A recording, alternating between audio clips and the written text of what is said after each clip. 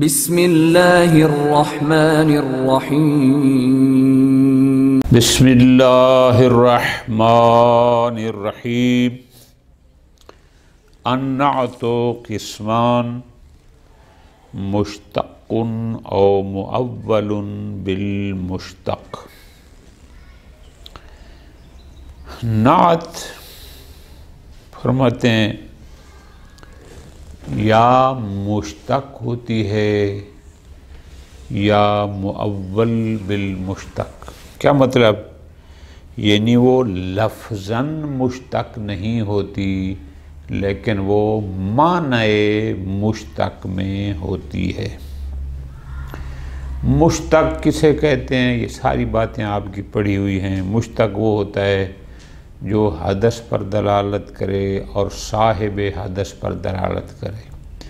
جب آپ کہتے ہیں کہ اسم فاعل مشتق ہے یعنی ضاربن، یہ ضرب پر بھی دلالت کرتا ہے اور صاحب ضرب پر بھی دلالت کرتا ہے۔ مضروبن اسم مفعول مشتق ہے یعنی حدث ضرب پر بھی دلالت کرتا ہے، صاحب ضرب جس پر ضرب واقع ہوئی اس پر بھی دلالت کرتا ہے۔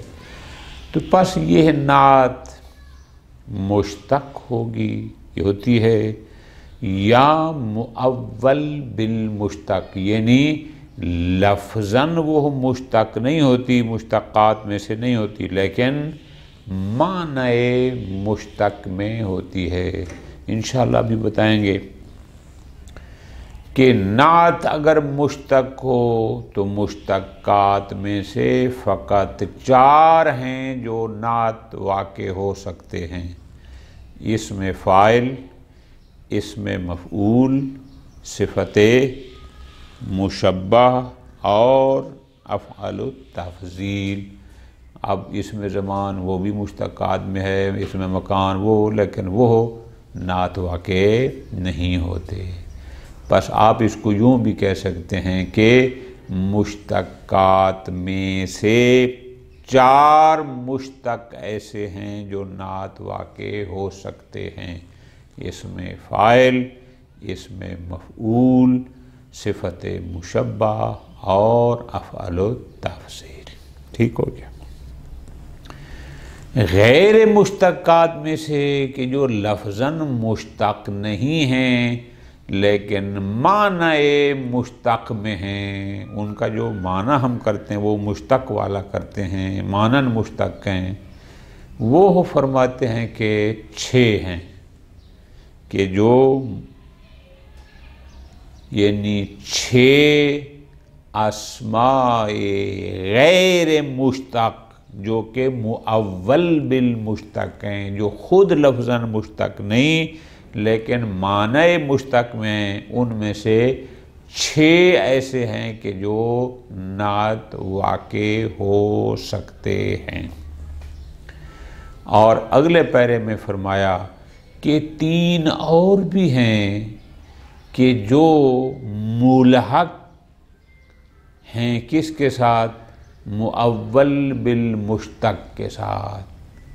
اب اس سطر کو ذہن میں رکھنا ہے، یعنی وہ جو بعد والے 3 ہیں، جو تیسرا پیرا آئے گا وہ ملحق بالمشتق نہیں بلکہ ملحق بالمؤول بالمشتق ہیں، کہ وہ بھی اسی مؤول بالمشتق جو معنی مشتق مانن مشتق ہیں ان کے ساتھ ملحق ہیں اور وہ بھی نعت واقع ہوتے ہیں۔ تو بنیادی طور پر آپ یوں کہیں گے آج کے درس میں ہم نے جو نعت واقع ہو سکتے ہیں، نمبر 1 4 اسماء ایسے ہیں جو مشتق ہیں جو نعت واقع ہو سکتے ہیں، 6 ایسے ہیں جو مؤول بالمشتق ہیں وہ نعت واقع ہو سکتے ہیں، اور 3 ملحق ہیں مؤول بالمشتق کے ساتھ کہ وہ بھی نعت واقع ہوئے ہیں۔ تو پس بنیادی طور پر نعت جو اسماء نعت واقع ہوتے ہیں وہ 2 قسم کے ہو گئے، ایک ہو گئے مشتق اور ایک ہو گئے مؤول بالمشتق، کہ جو لفظاً تو مشتق نہیں لیکن معنن مشتق ہیں۔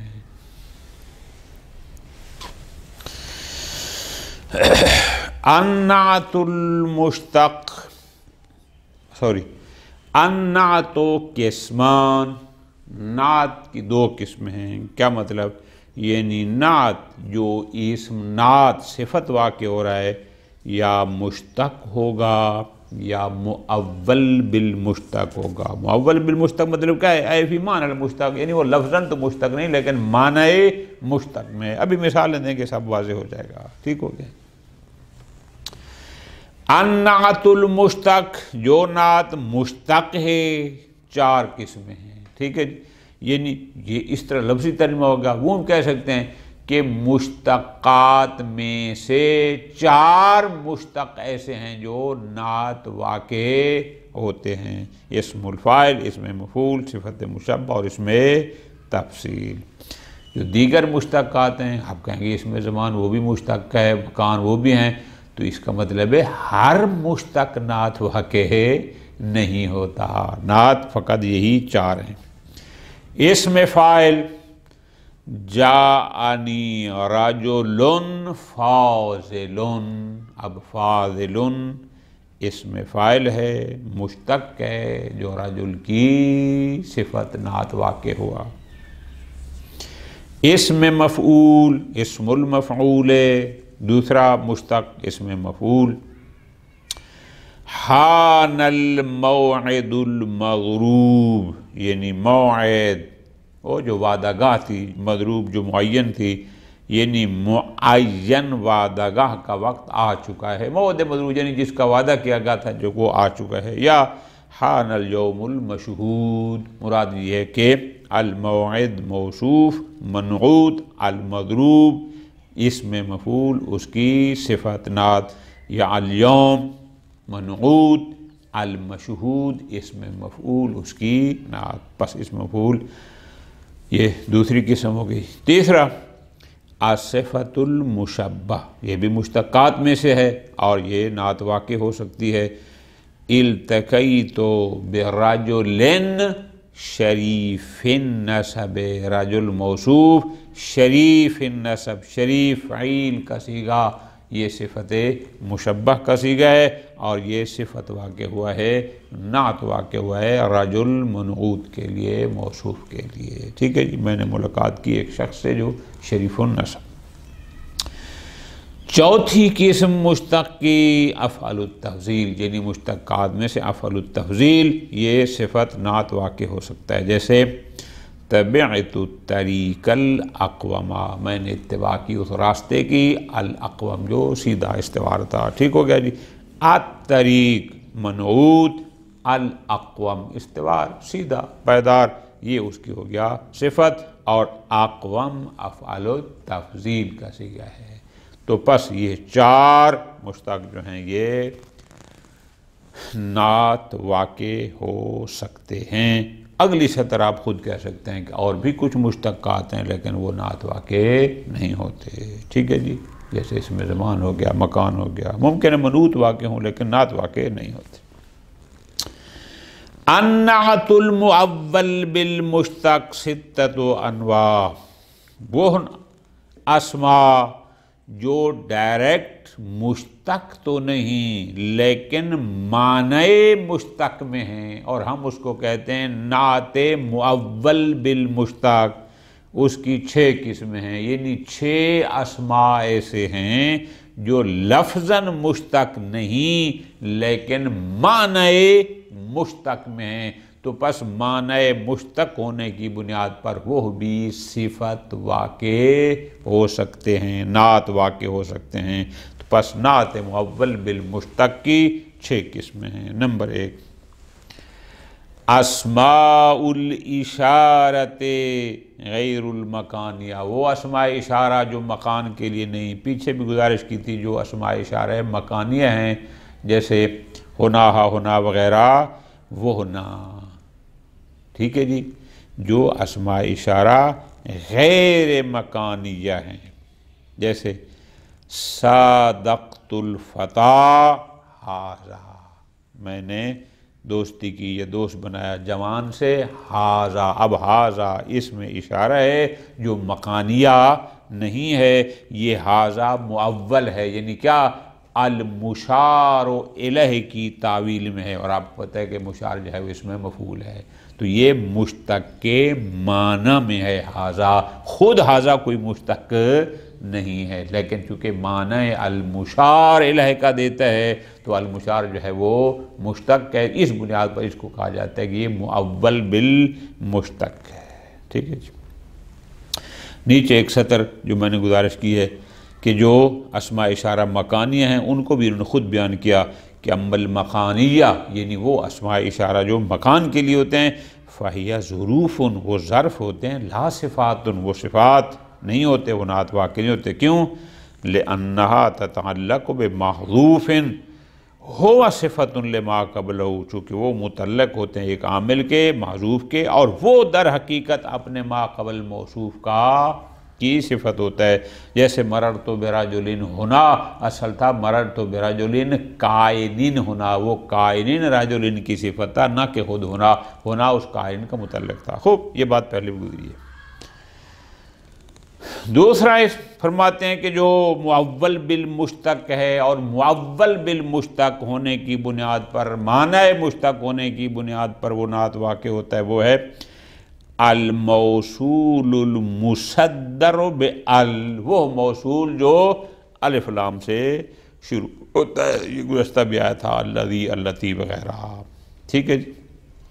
لہذا جو ال سے ہیں موصول لیکن الف لام سے شروع نہیں ہوتے، وہ نعت واقع نہیں ہوتے۔ اچھا، عرفت العالم، میں اس عالم کو پہچانا، الذی اخترع الحاکی، اب یہ الذی اخترع الحاکی یہ پورا جملہ المخترع کی تعویل میں ہے۔ المخترع اس میں فاعل ہے، مخترع اس کو کہتے ہیں کہ جو اختراع یعنی جو کوئی نئی چیز ایجاد کرے۔ الذی اخترع الحاکیہ، اب یہ صفت ہے کس کے لیے؟ العالم کے لیے، لیکن الذی اخترع الحاکی المخترع اس میں فاعل کے معنی میں ہے کہ میں نے پہچان اٹھانا وہ جس نے جو مخترع ہے، جس نے نئی چیز ایجاد کی۔ ٹھیک ہو گیا، آسان۔ دوسری قسم وہ نعت، وہ صفت جو معول بالمشتق ہے، مشتق تو نہیں لیکن مشتق کا معنی میں ہے، وہ ہے اسم العدد۔ جیسے رأیت رجالا ثلاثة، اب رجالا منعوت ہے، موصوف ہے، ثلاثة اسم العدد ہے، مشتق بھی نہیں ہے لیکن معنی مشتق میں ہے۔ ثلاثة در حقیقت معنی دے رہے معدودین بہذا العدد، کہ وہ رجل معدود ہیں، رجال معدود ہیں اس عدد کے ساتھ۔ اب معدودین، اب یہ ظاہر ہے اس میں مفعول ہے، تو پس یہ ثلاثة معول بالمشتق ہے، چونکہ ثلاثة معدودین بہذا العدد کا معنی دے رہا ہے۔ تین ہو گئے۔ نمبر 4، الاسم المنصوب الیہ، نعت معول بالمشتق، وہ اسم بھی نعت واقع ہو سکتا ہے معول بالمشتق ہونے کی بنیاد پر جس اسم میں نسبت دی گئی ہو، یعنی اس کے ساتھ کوئی یا نسبی موجود ہو، نسبت دی گئی ہو، جیسے ہم کہتے ہیں پاکستانی، لاہوری، ایرانی مثلا۔ جیسے شاہدت رجلا لبنانیہ، اب لبنان ظاہر ایک ملک ہے، یا اس میں یا نسبت ہے، تو اب یہ اسم جو منصوب ہے جس میں یا نسبت ہے، اب یہ نعت واقع ہو رہا ہے رجلن کے لیے جو کہ منعوت ہے، جبکہ لبنان ظاہر ہے وہ کوئی مشتق تو نہیں ہے لیکن معول بالمشتق ہے۔ لبنانین سے مراد یعنی شاہدت رجلا منصوبا الی لبنان، تو منصوب ظاہر ہے اس میں فاعل ہے، یہ اس معنی میں ہے۔ ٹھیک ہو گیا جی۔ نمبر 5، نعت معول بالمشتق کا پانچویں قسم یا پانچواں اسم وہ ہے الاسم الجامد، ہے تو اسم جامد لیکن الدال علی معنی المشتق، لیکن وہ معنی مشتق پر دلالت کرتا ہے اسم جامد لیکن معنی مشتق پر دلالت کرتا ہے. مثال دوں گا واضح ہو جائے گا. جیسے الرجل الثعلب مکروہ، الرجل موصوف ہے، الثعلب اس کی صفت ہے، نعت ہے. اب ثعلب کو مشتق نہیں ہے تو جامد ہے، ایک چیز کا نام ہے، لیکن یہ ثعلب در حقیقت معنی مشتق پر ثعلب دلالت کرتا ہے، مختال، ہیلہ گر، فریب کار. ہاں جی، کہ جیسے لومڑی فریب کار ہوتی ہے تو الرجل الثعلب، یہ ثعلب معنی محتال میں ہے. اس بنیاد پر یہ مؤول بالمشتق ہونے کی بنیاد پر ایسا اسم جامد بھی نعت واقع ہو سکتا ہے. الرجل الثعلب مکروہ، یعنی الرجل المختال، فریب کار. ٹھیک ہو گیا. ثعلب محتال کے، محتال کہتے ہیں ہیلہ گر، فریب کار کو. پانچواں فرماتے ہیں ذو الصاحبیہ و فروعہ. ذو جو بمعنی صاحب کے ہے، یا اس کے فروع جیسے ذات، ذوات جو بمعنی صاحبہ کے ہیں یا صاحب کے ہیں. اب یہ مشتق نہیں ہے لیکن مؤول بالمشتق ہیں. جیسے ہاوى رجل ذو فضل، اب ذو صاحبیہ ہے، بمعنی صاحب کے. ہاوى رجل صاحب فضل، ذو معنی صاحب کے. اب یہاں پر ذو مشتق نہیں لیکن مؤول بالمشتق ہے، چونکہ معنی صاحب کے ہے کہ یہ رجل صاحب فضیلت ہے. فَأَنبَتْنَا بِهِ حَدَائِقَ ذَاتَ بَہْجَةٍ، یہ آیت مجیدہ ہے، سورہ نمل آیت نمبر 60. پوری آیت مجیدہ یوں ہے: